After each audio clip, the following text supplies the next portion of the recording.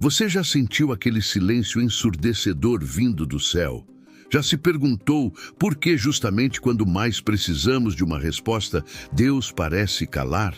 Agora, imagine esse mesmo silêncio sendo dirigido a alguém que vive de controle, manipulação e adoração, o narcisista. O que acontece quando Deus, que tudo pode e tudo vê, decide não responder? Porque o silêncio de Deus é tão devastador para quem constrói sua vida sobre o ego, o domínio e a aparência. O silêncio de Deus é um dos temas mais intrigantes e ao mesmo tempo mais poderosos das Escrituras. Ele não é vazio, não é ausência, não é descaso, é estratégia, é ensino, é justiça em movimento.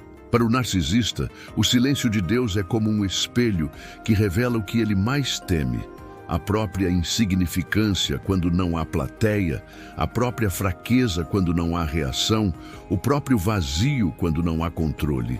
E é nesse silêncio que Deus começa a agir de maneira surpreendente, desmontando as estruturas de manipulação, expondo o que estava oculto e preparando o terreno para a verdade triunfar. C.S. Lewis, com sua sabedoria inigualável, disse: Deus sussurra em nossos prazeres, fala em nossa consciência, mas grita em nossas dores. O silêncio de Deus, para quem está sofrendo abuso, pode parecer dor, mas é também um grito de alerta, um convite à reflexão, um chamado à libertação. E para o narcisista, esse silêncio é o início do fim de sua ilusão de poder.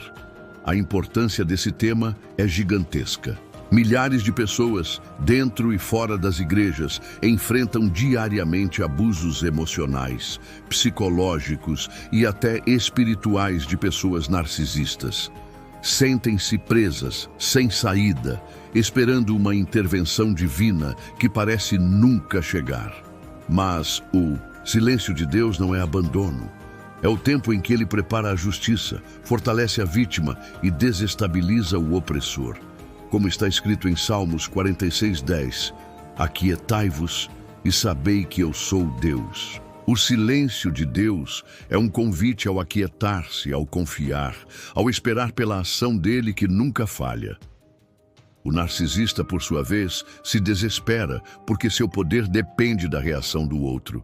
Quando Deus silencia, ele tira do narcisista o combustível, do seu ego, a atenção, a confusão, o controle. E nesse vácuo, o narcisista se depara com o próprio vazio, com a própria impotência e começa a ruir por dentro. C.S. Lewis também nos lembra: o orgulho não se alegra em ter algo, mas em ter mais do que o outro. O silêncio de Deus destrói essa comparação, esse jogo de poder, porque coloca todos diante do mesmo Deus, que vê o oculto, que conhece o coração, que julga com justiça. O silêncio de Deus é a declaração de que o palco do narcisista está vazio e que só Ele, o Senhor, é digno de toda a glória. Agora vamos mergulhar fundo nesse mistério. Por que o silêncio de Deus é tão devastador para o narcisista? Como ele se manifesta na vida real? E, mais importante, como esse silêncio pode ser o início da sua libertação e restauração? Prepare-se para uma jornada de descobertas, cura e esperança.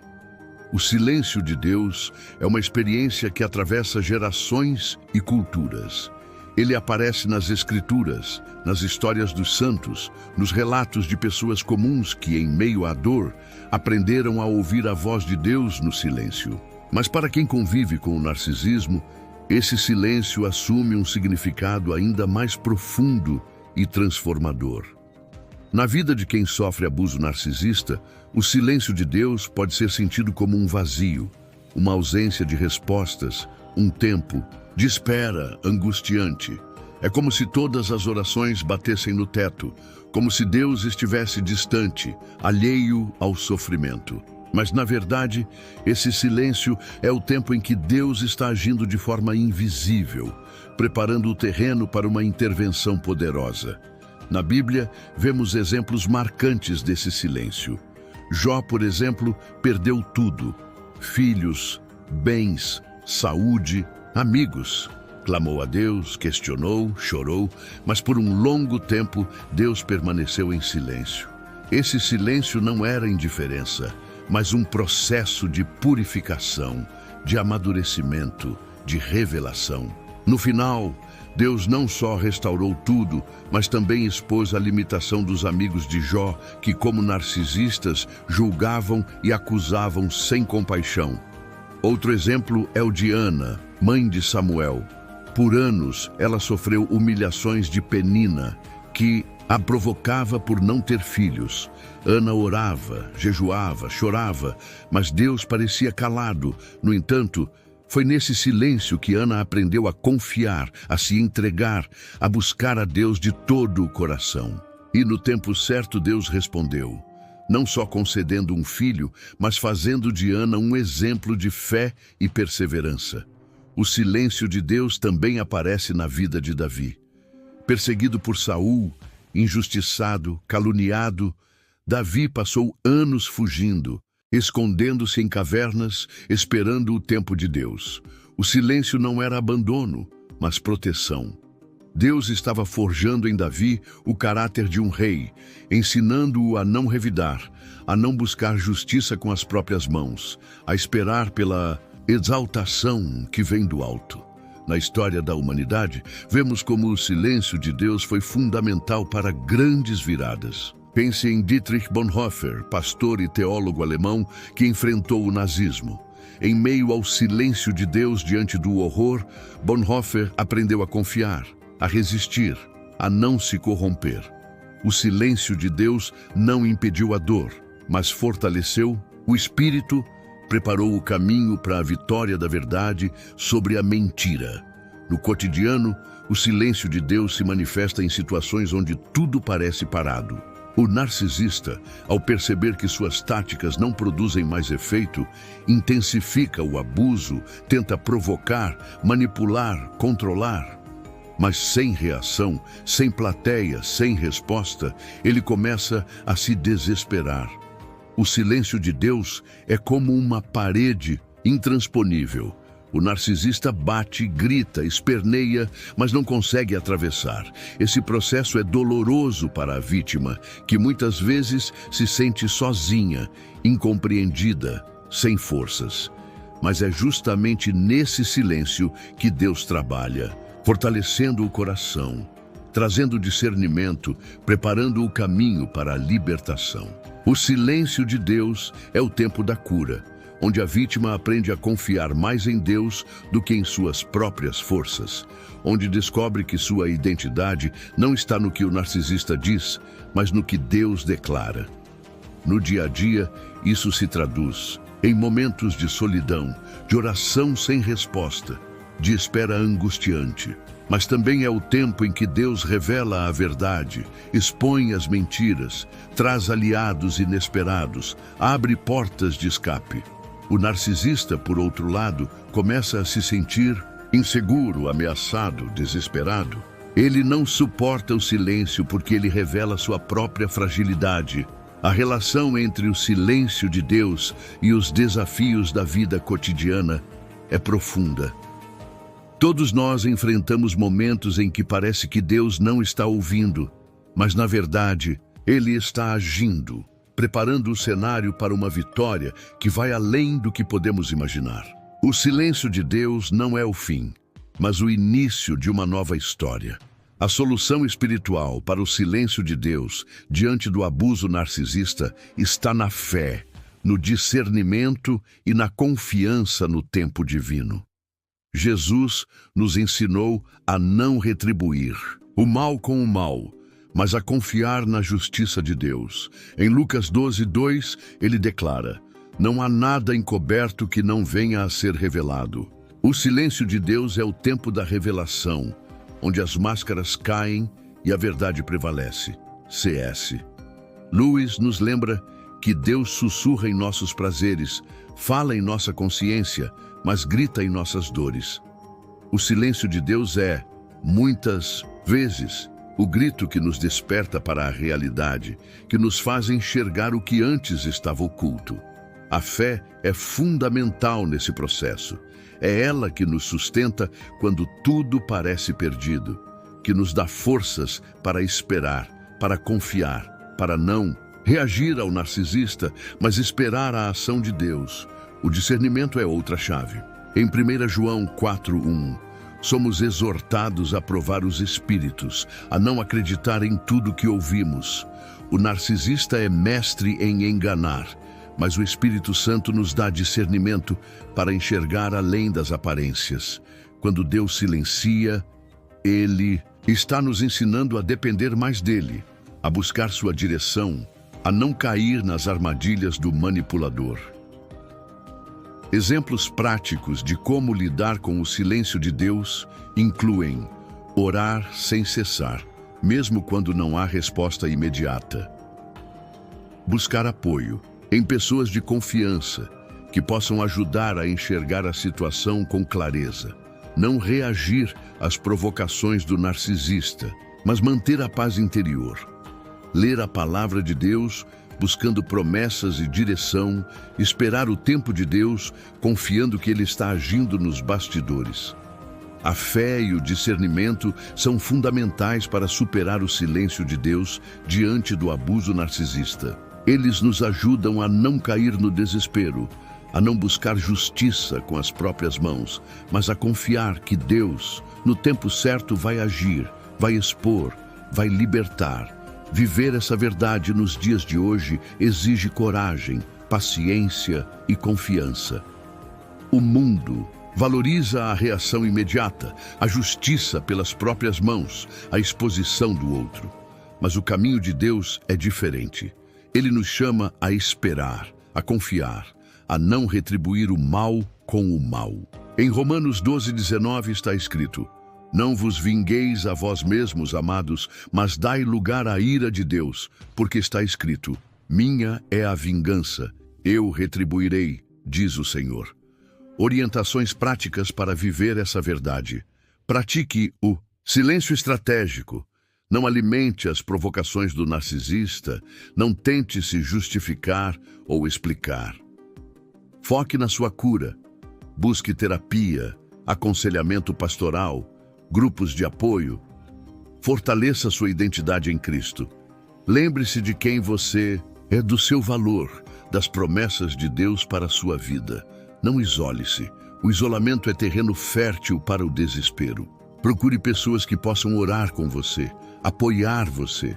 Espere o tempo de Deus. Confie que Ele está agindo, mesmo quando não parece. Erros comuns incluem tentar confrontar o narcisista diretamente, buscar justiça pelas próprias mãos, alimentar discussões intermináveis, cair em armadilhas emocionais. O caminho de Deus é o caminho da paz, da confiança, da espera ativa.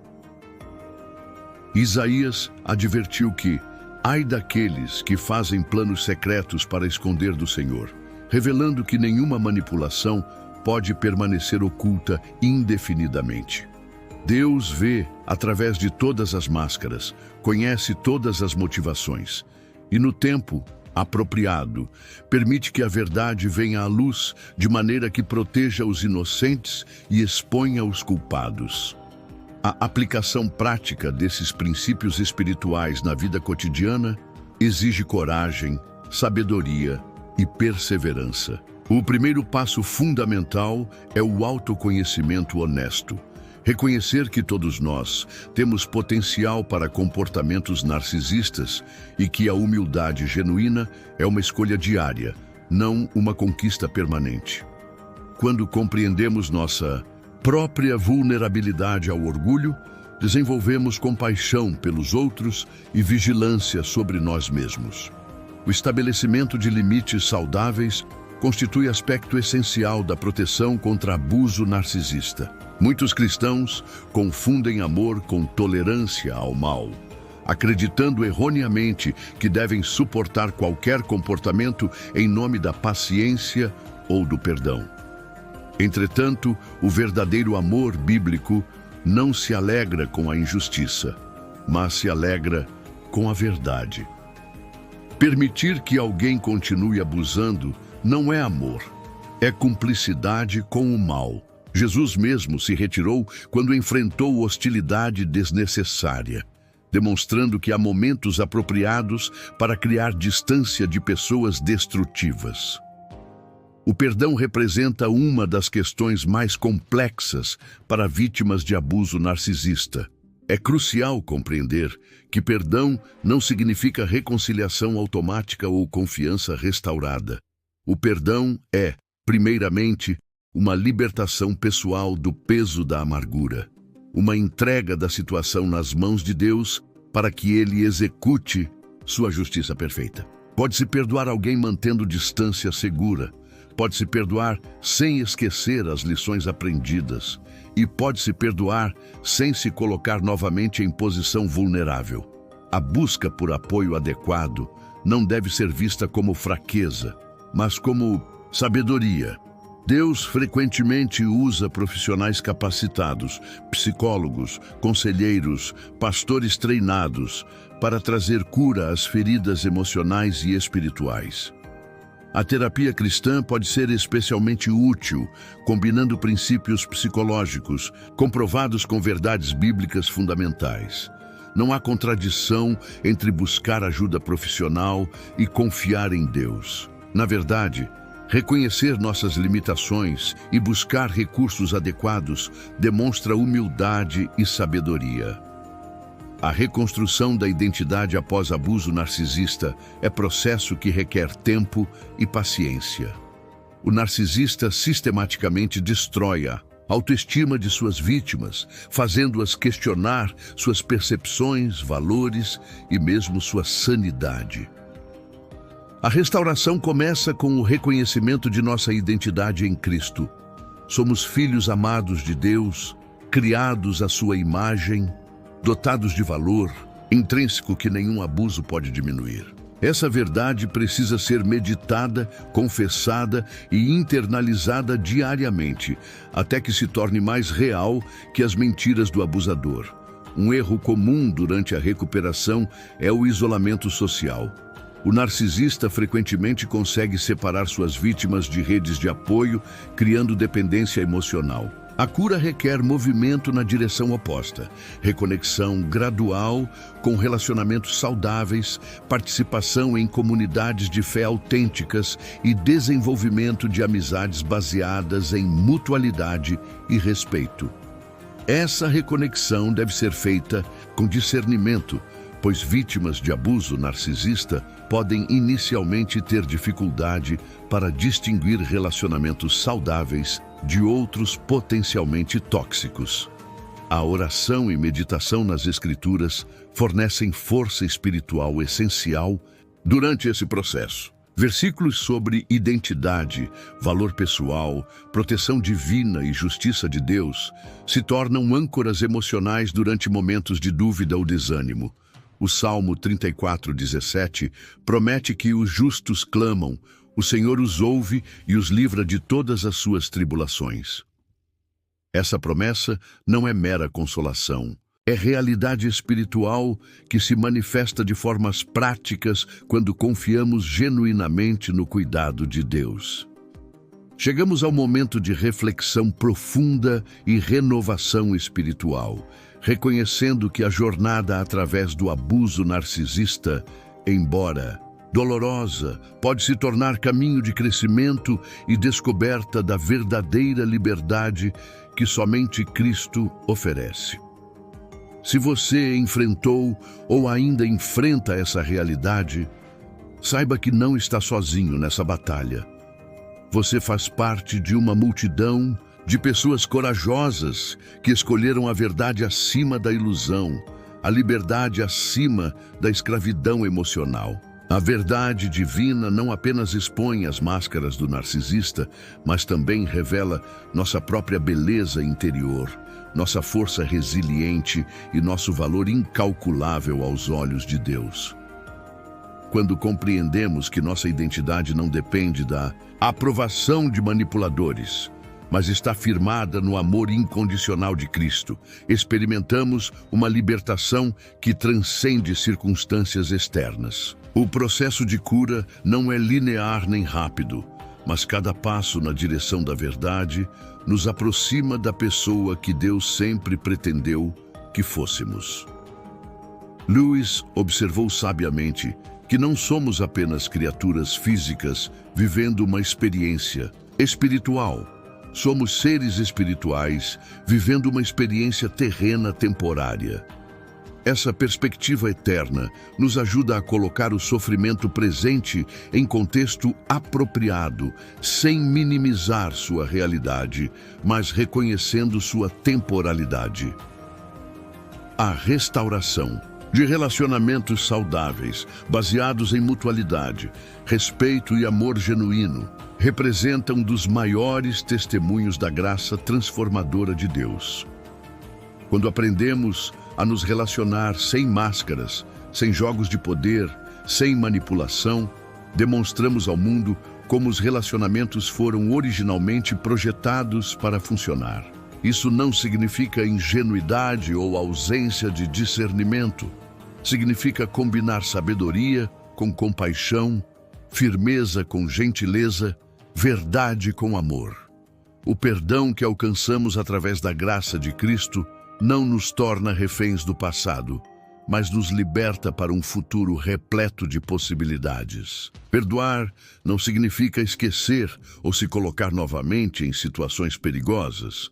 Significa entregar a justiça nas mãos de Deus e escolher não carregar o peso da amargura. Como Lewis escreveu, perdoar é abandonar o direito de magoar alguém que nos magoou. Essa escolha nos liberta mais do que liberta o ofensor. A comunidade cristã desempenha papel fundamental nesse processo de cura e crescimento. Quando a igreja funciona como deveria, como família espiritual que oferece amor incondicional, apoio prático e verdade bíblica equilibrada, torna-se hospital espiritual onde feridas profundas podem ser tratadas adequadamente. Infelizmente, algumas comunidades religiosas perpetuam dinâmicas disfuncionais, mas isso não deve nos desencorajar de buscar ou criar ambientes onde a autenticidade seja valorizada acima das aparências.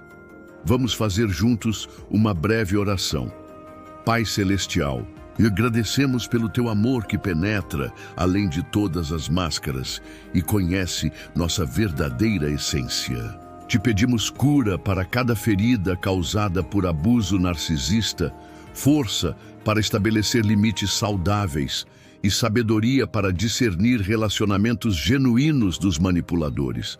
Que tua verdade continue sendo luz em nosso caminho, revelando não apenas as mentiras dos outros, mas também as áreas em nós que precisam de tua transformação.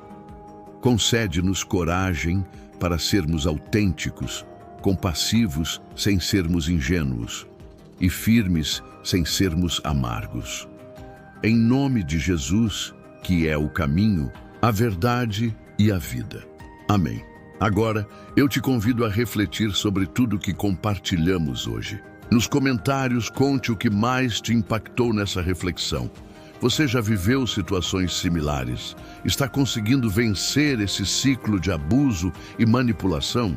Seu testemunho pode ser exatamente o que alguém precisa ouvir hoje para encontrar esperança e direção. Se você já superou essas dificuldades, compartilhe sua experiência para encorajar aqueles que ainda estão na batalha. Lembre-se, sua história importa, sua voz pode ser instrumento de cura e sua coragem de falar pode salvar outras vidas. Não permita que o medo ou a vergonha silenciem seu testemunho. Deus pode usar sua experiência, por mais dolorosa que tenha sido, para trazer liberdade a outras pessoas. Continue buscando conhecimento através deste canal, onde sempre abordaremos temas que edificam, libertam e transformam vidas. Inscreva-se para não perder nenhuma reflexão, ative as notificações e compartilhe esse conteúdo com pessoas que podem se beneficiar dessa mensagem. Juntos, podemos criar uma comunidade de apoio onde a verdade prevalece sobre a mentira, onde o amor genuíno triunfa sobre a manipulação e onde cada pessoa descobre seu valor infinito aos olhos de Deus. Que Deus te abençoe poderosamente. O melhor ainda está por vir. Adeus e até o próximo. Reflexão de Lewis.